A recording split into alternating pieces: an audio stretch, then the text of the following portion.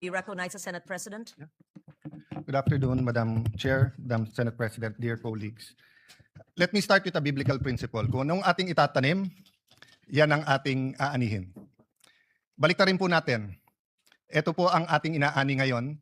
So balikan natin ano ba ang ating tinanim. So allow me to put on record 3 topics. First, ano ba ang karapatan at responsibilidad ng bawat senador?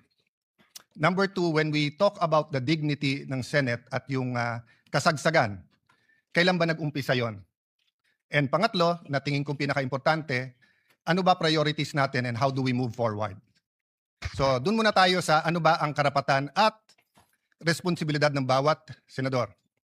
Gusto ko pong sabihin sa sarili ko at sa bawat miyembro ng Senado na hawak mo yung beat. Mga senador, hawak natin ang beat. Ano po ibig sabihin? Hawak natin ang mic, lalo sa mga panahon na to. Kahit sino po sa atin ang magsalita ay news sa panahon na ito.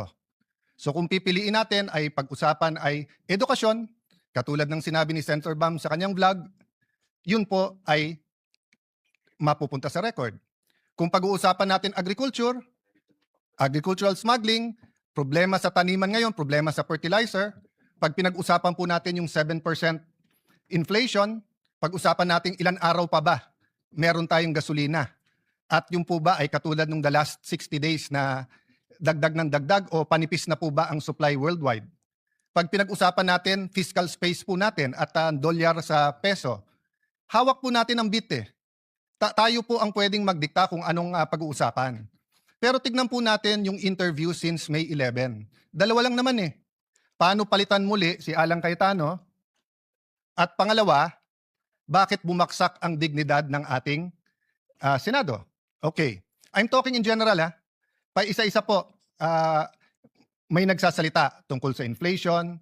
Kanina lang po, si Senator Raffy Tulfo ay sinabi nga niya na dapat yung mga importante sa ating bayan. Pero eto pong Thursday, Friday, Saturday, Sunday, ang pinag-uusapan po yung 13-11. Pinag-uusapan fireworks, pinag-uusapan papalitan. I'm at your service and I am at your disposal. Show me 13 hands or 13 signatures. I will even administer your oath if you want to. Ano po ang nasabi po last week? Bumaksak daw po ang Senado. And alam niyo po, kasundo ko si Senator Win. I wasn't joking. I was making him smile, but I would vote for him. Pero sabi niya kanina, ibalik ang dignidad ng Senado. Okay, I'll take it with good faith. Ang problema, Senator Win, yan ang narrative ng minority eh.